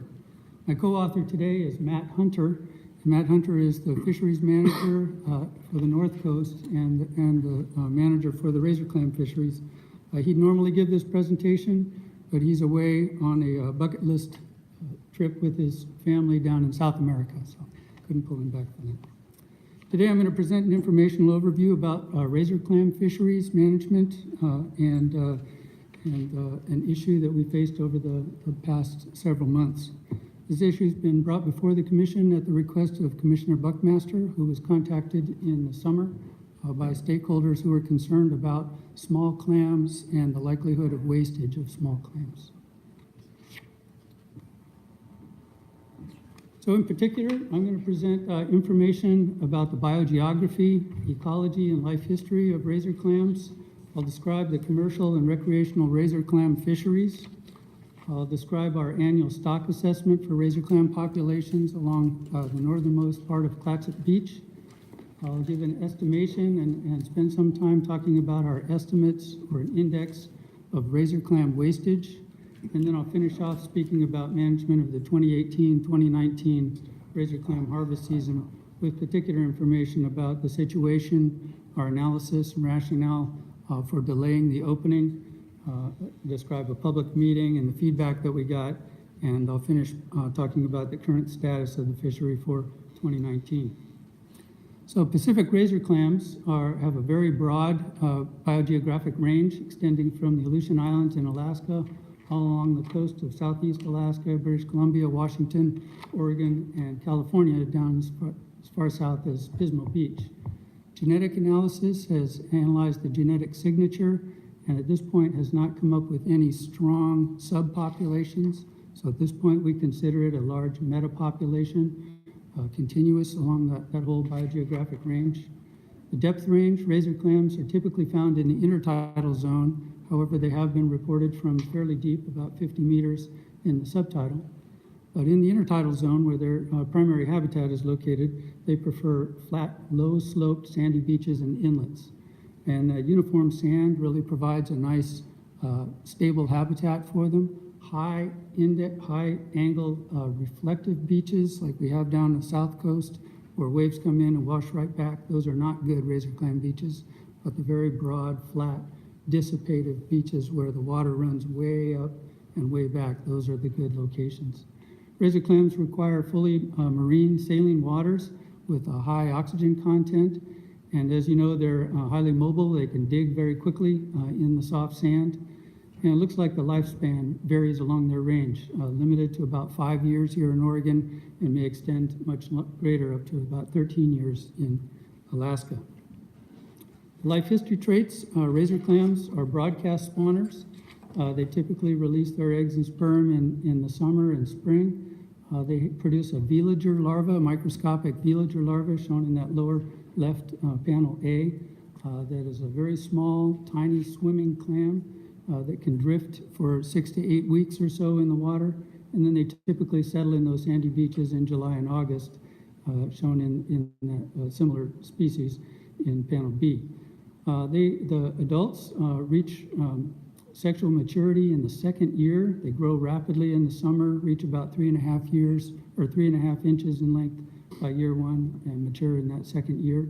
And then their growth rate slows down as they mature and begin to put energy into reproduction. Our historic harvest is primarily on those year one and year two clams. Distribution along the Oregon coast, razor clams occur along the whole Oregon coast in suitable sandy beach habitat. So those of us who live on the central coast or south coast can find populations, but they are sporadic and patchy down there. About 90% of the population occurs on the north coast in the 18 miles of Clatsop Beach. We've had a long history of razor clamming along the Oregon coast, and we certainly recognize they're economically and culturally important to our coastline. There's been a consistent abundance of razor clams up on the Clatsop beaches. They show up, they're important to the Native Americans. They show up in the middens up there. During the late 1800s, there were organized trips in the wagoners down, organized trips for raking and digging for razor clams. And then more contemporary development of the jetty and infrastructure roads up on the north coast has caused an accretion of sand and developed conditions that are even more conducive to razor clams. Razor clams are popular targets for recreational clammers, long family traditions that span multiple generations of teaching grandkids and aunts and uncles, teaching their nieces and nephews and parents to go razor clamming. We have about 35,000 to 50,000 active clam diggers on the Oregon coast, and it certainly contributes in direct and indirect ways to our coastal economies. Here in Oregon, we have both a recreational and a commercial razor clam fishery up on Clatsop Beach, and ODFW has monitored the commercial razor clam fishery beginning in 1941, and then in the mid-50s, 1955 or so, we began monitoring the recreational clam fishery. Our current regulations regarding the razor clam harvests, regarding permits and licenses on the commercial side, commercial harvesters must have a commercial fishing license and also a commercial shellfish and intertidal animal harvest permit. These are open access permits, and we currently have about 130 active permitters right now. At the recreational side, we simply require a recreational harvest permit. The year-round harvesting along the Oregon beaches, so our beaches are open year-round with the exception of a summer conservation closure along the 18 miles of Clatsop Beach that extends each year from July 15th through September 30th. On the commercial side, we require commercial harvesters can only harvest by hand or with a shovel. And on the recreational side, hand, shovel, or we allow the tubes, the clam guns as well. And those must be 4 inches in diameter or larger. There's no minimum shell size for the recreational harvesters, but they are limited to a daily limit of the first 15 clams that they're taking. On the commercial side, the minimum shell size is 3.75 inches, and there's no annual limit or harvest quota. This graph shows the time series across the bottom of razor clam total harvest along Clatsop Beach. So that graph extends from 1954 on the left up to 2018 on the right, and the left axis is the total number of clams harvested. The point I want to make is that the harvest is cyclical over time, and it's driven by recruitment or changes in the abundance of clams that arrive along the beach. So we see every 4, 5, 6 years or so a peak in abundance followed by lower abundance. And so those are driven by the strength of the larval settlement events. Keep in mind that's a very large population. The larvae can drift across state boundaries and up and down the coast. It's very possible that we get recruits from British Columbia, certainly from Washington into Oregon, and the larvae that are produced along Clatsop Beach certainly can recruit down coast to the southern and central part of the state. There is a relationship with warm water and cold water. The time series across the bottom shows the time series of temperature anomalies, warm water on the top and colder water down below. So we have this oscillation between warm El Nino events and colder La Nina events. It's not a direct relationship, but in general, we do see that when we have warmer waters, we typically will get some larger numbers of clams, and that shows us an increased harvest with the multiple year lag that's related to the growth rate of the clams. We also see in some cases a decreased harvest associated with warmer El Ninos, and that shorter lag is related to the direct closure due to buildup of domoic acid when we have to shut off the fishery. So we do have a high incidence of marine biotoxin closures and more frequent recently, so we are concerned about harmful algal blooms and the buildup of domoic acid in clams, and we certainly take steps to shut off the fishery when that occurs. This graph shows the annual razor clam harvests along Clatsop Beach. You can see in time series across the bottom, 1951 to 2018. And largest proportion of the harvest back in the early 50s was commercial. And then around 1955, 56 or so, we began to notice and kept track of the higher incidence of recreational harvest. So currently, over that long term, about 85% of the clams are taken by the recreational fishery, about 15% taken by the commercial fishery, and of those commercially harvested clams, about 75% go into human consumption. The consistent pattern that we've seen is that when there are high abundance of clams available on the beach, then we see an increase in the commercial harvests. And moving on, thinking about just describe our stock assessment. Every year, the Shellfish Shellfish Program conducts a razor clam stock assessment, and we follow a standard process to assess the spatial distribution and the abundance and size distribution of clams along the beach. So that work was initiated in 2004, and we do that on an annual basis. We do this only for Clatsop Beach. We've got 10 to 12 transects that extend up and down the beach, and we gather this information to inform us about recruitment events so that we have an understanding about the size, frequency, distribution of the shells, and also about the survival of cohorts from one year to the next. This histogram shows changes in clam density in terms of numbers of clams per square meter along the Clatsop Beach over that time frame. And the point that I want to make here is that we've had a couple of years of very high abundance. 2014 and 2015, the density was about 2.3 to 2.5 clams per square meter. That's pretty good. Every step you take, there's a couple of clams down there. So in some years, you can have very high abundance. Other years, the clam abundance will drop down to 1 per square meter or even a half per square meter. And so the historic range over that time frame has been from about 0.2 to about 2.5 clams per square meter. It's a good razor clam beach. We've had high abundance, as I mentioned, in 2014 and 2015. Those numbers translate to about 16 to 17 million clams over that whole 20-mile stretch of beach. This histogram shows the spatial distribution of the clams along that beach, with transects on the left side towards the north, up near the Columbia River Jetty, and higher numbers down at 17 and 18 to the south, down near the city of Gearhart and Seaside. And what you can see there is that the clams are not evenly distributed. We generally have higher abundance and higher densities up to the north near the mouth of the Columbia, and also down to the south. And low clam densities at a few sites, generally in that area in the middle part along transects 11, 12, 13, 14 or so. That pattern is consistent, which is also consistent with our understanding that the headlands, Tillamook Head, and the jetties themselves cause retention areas where the larvae have a higher likelihood of recruiting onto the beach. Okay, I'm going to shift over and speak now a little bit about the issue of waste of razor clams. So that term, waste of razor clams, is in common use in Alaska and British Columbia, Washington, and here.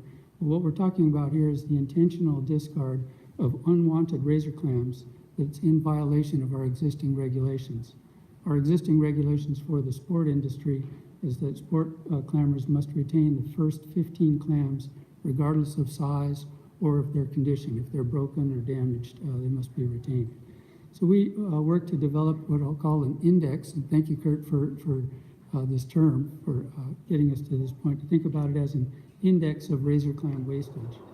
So we conduct surveys in the spring and summer during the very low tides.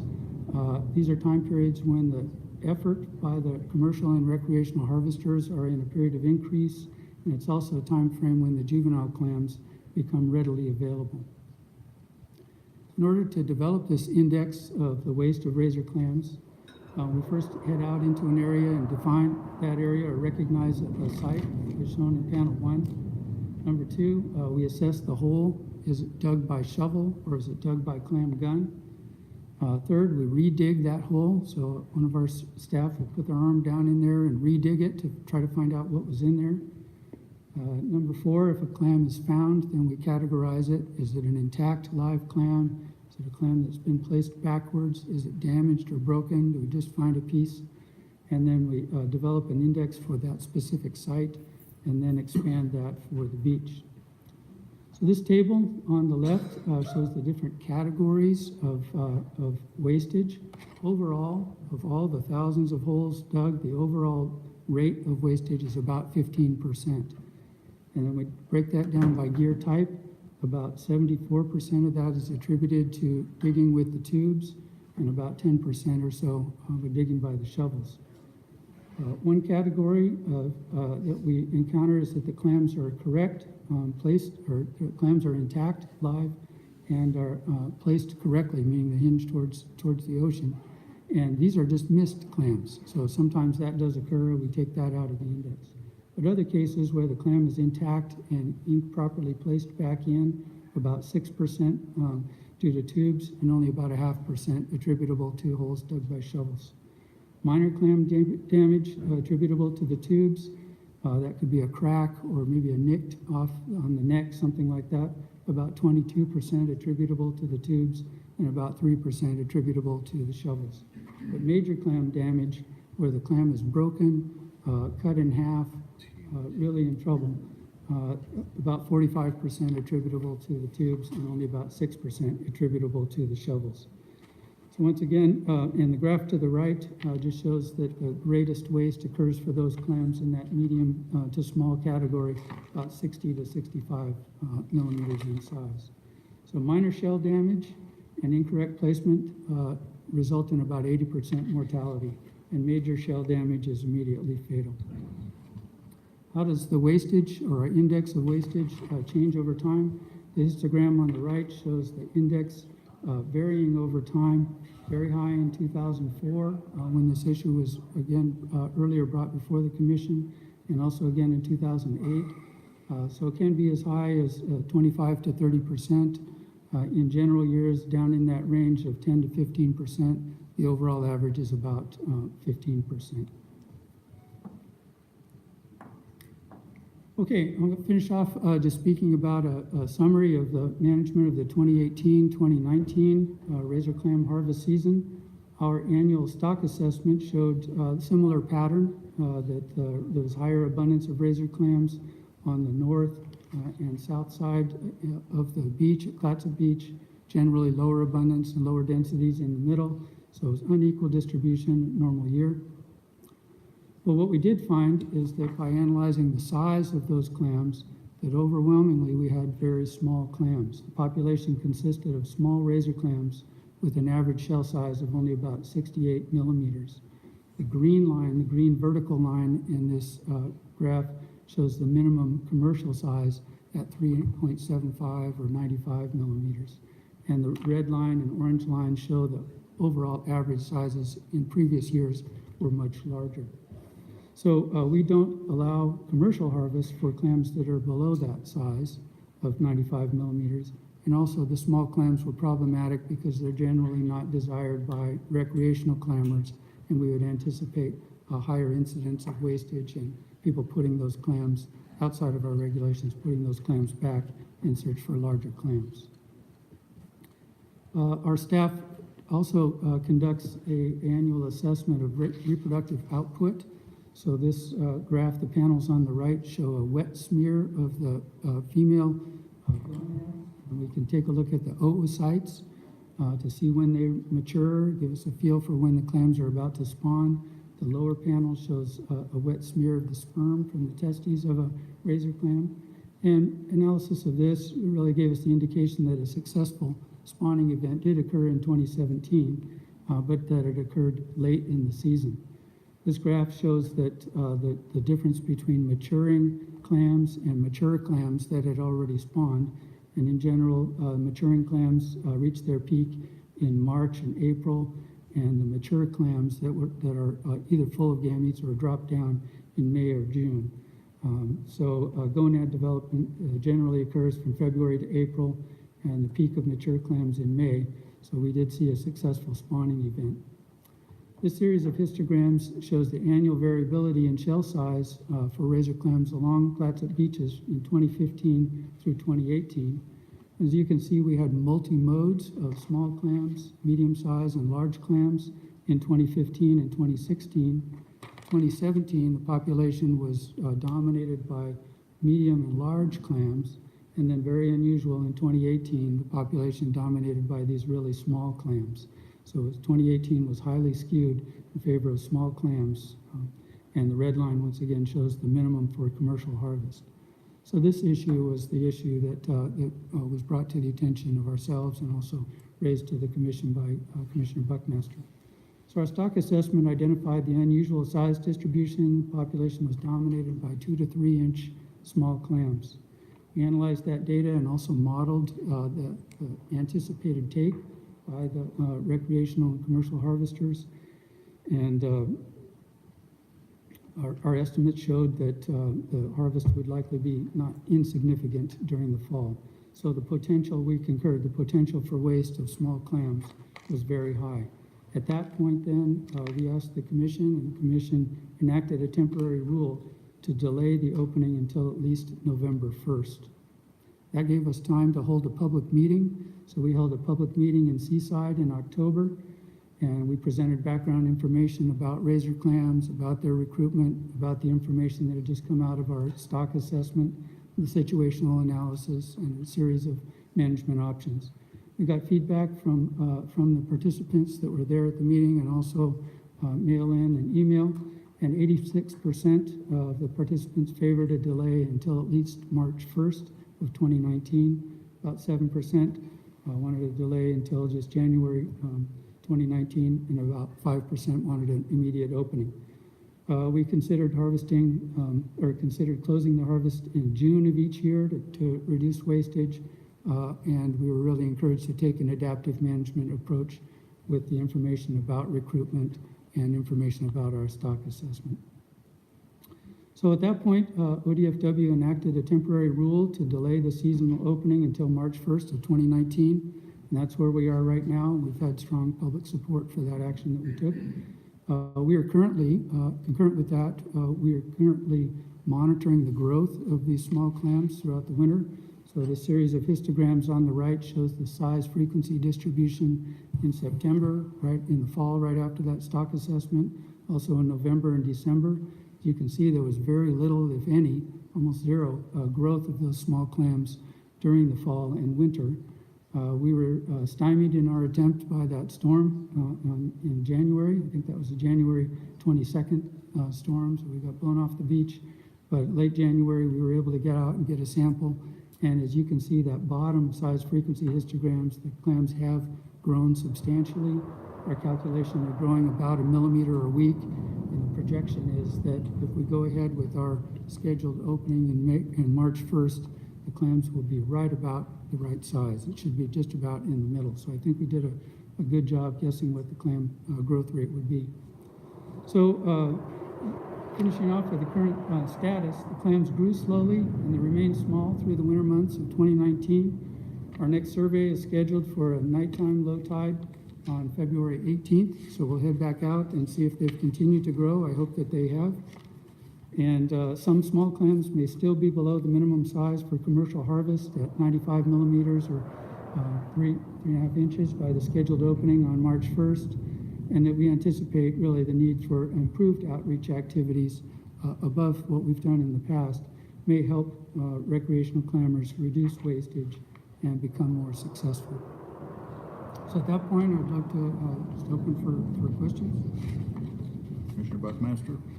Steve, thank you very much, and please extend our gratitude to Matt when he gets back from his summer in Tierra del Fuego trout fishing. But so we wish him good luck on that too. The more people know about the science and the effort that you and your staff put into the management and assessment of these stocks, the easier it is, I think, to manage and without a hue and cry. To answer the question of why do commercials get to put back clams and we don't do that with sports, why can't the recreationals throw them back? Those numbers on the differences, let alone experience, just the equipment differences are incredible and make it easy to explain.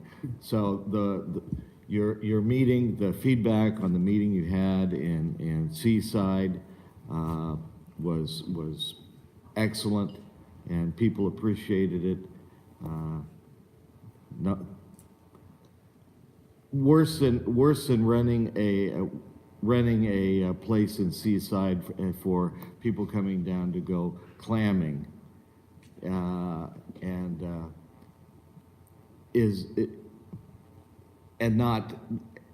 not getting clams at all. It's coming down and getting small clams and just being so disappointed in it. And I was surprised by the tourism people that were involved in that meeting and chimed in. They want a quality experience, and the more that you're able to provide that through your management, the better it is for the coastal community. So thank you. Commissioner? Steve, just a couple of quick questions. So you mentioned that there's a wide range of lifespan from south to north, so say Oregon to Alaska. I assume there's some environmental conditions that contribute to that.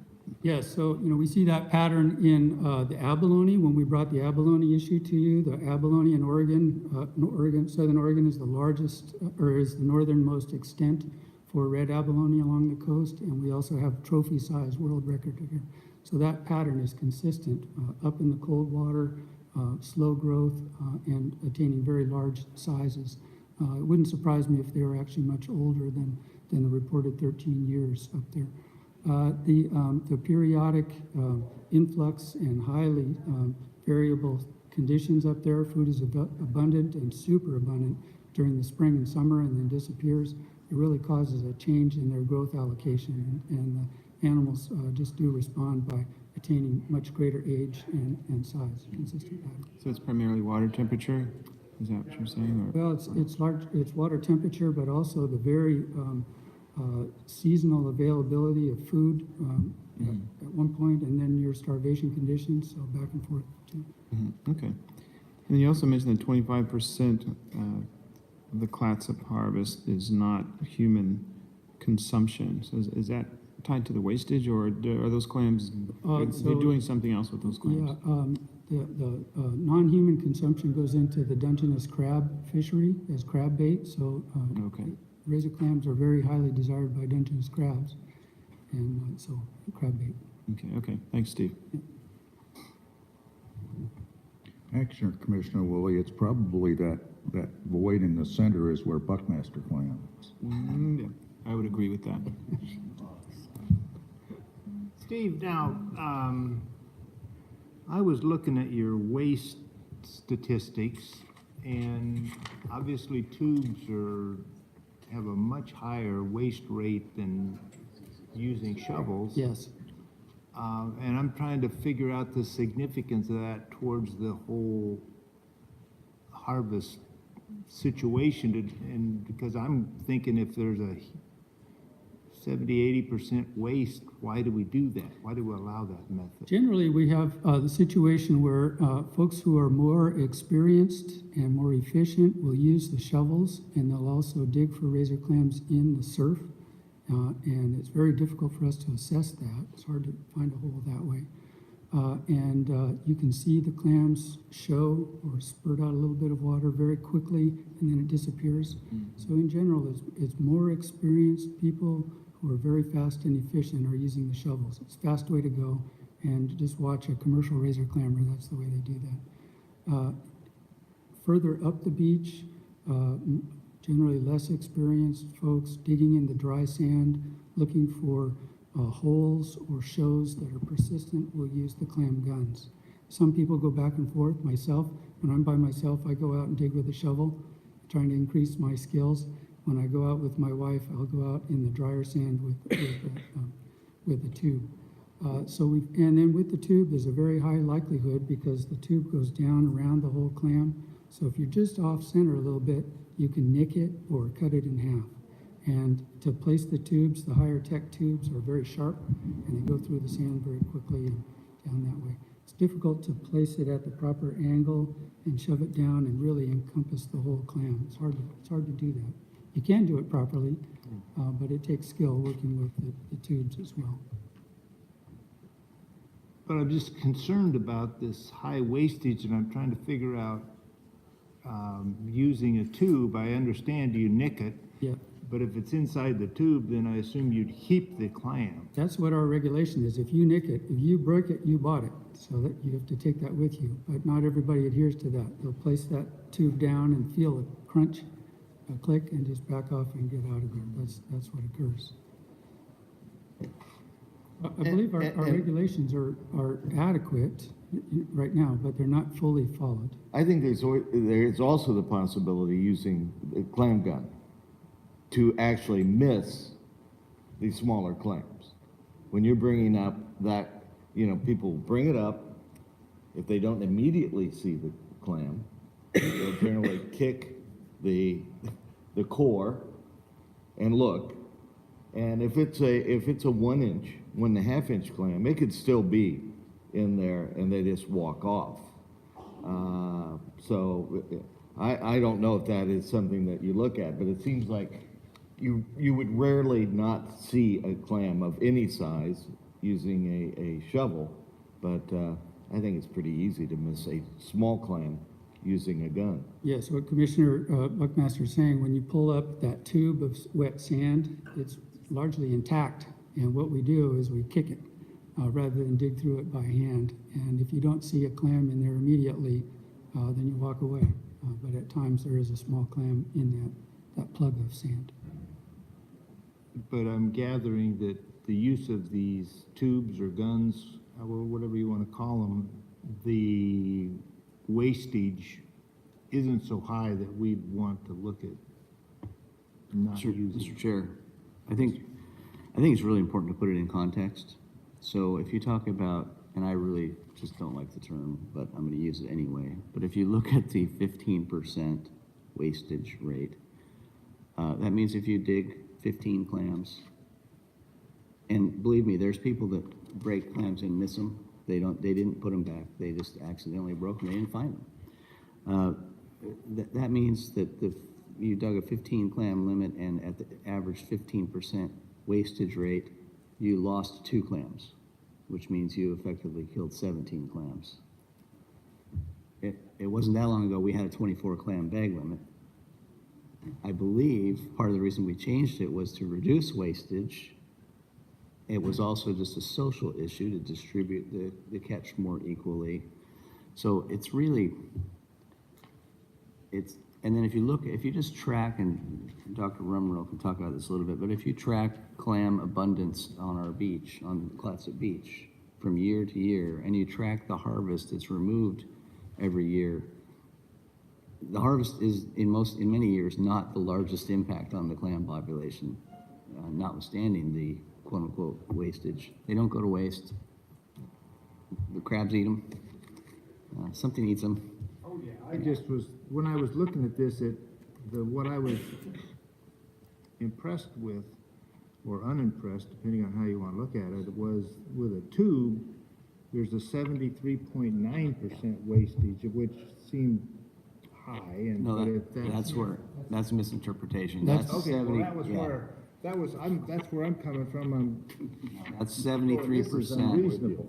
Of the total calculated on the beach, 73% occurred by diggers using a tube or clam gun. So it's not a 73% wastage rate applied, that's just 73% of that total value occurred. Okay, well, that helps me a lot. Yeah, Director, thank you very much for that clarification. All right. Thank you, Steve. Nice job. Thanks, Steve. Appreciate it. Let's see, Mr. Chair, we do have an executive session scheduled. I don't know if you want to take a break before that. I also do have my little reminder note here for you. Right. And I have the executive session language required as you move into executive session. All right. So for those of you in the audience, we are going to move into executive session as authorized by law. This time is for the purpose of evaluating the director. We will not be coming back in here for any other reason than to adjourn. So we aren't going to do any official business. We'll just, we'll hopefully we'll come back, and the only action we'll take will be regarding the director, whether he gets reappointed or not. So, you know, if you want to hang around for that, you're welcome to. Otherwise, I want to give you this so you can manage your own time. So we're not going to come back and do other business that includes, you know, substantive management actions that relating to you. I would make one note before you go, that I have moved the Wolf Plan from March to an indeterminate date so that we can work with our parties and have a more functional basis. The last time we did the plan, we had the opposing sides on the issue. They said that they don't like it, but they could live with it. Both sides. We don't have that this time.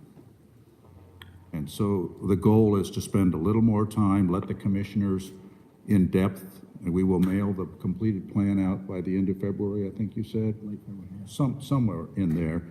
We're going to spend time, the commissioners, with ourselves, with the constituencies, making sure we totally understand the plan, talking more personally with the constituents, probably come back and have a workshop where we will work and come to some resolution.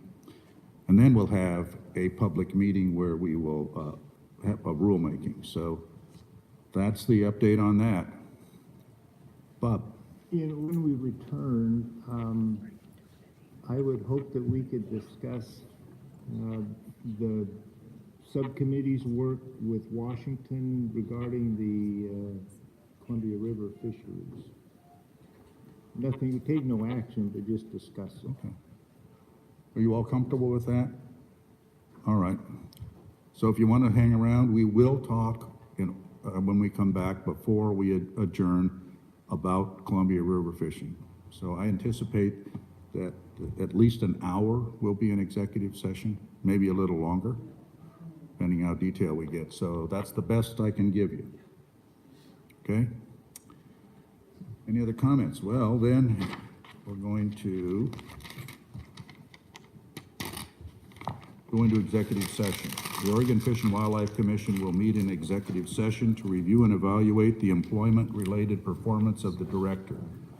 To review and evaluate the employment-related performance of the chief executive officer, any public body, a public officer, employee, or staff member who does not request an open hearing as authorized by ORS 192.660, parens 2, parens I.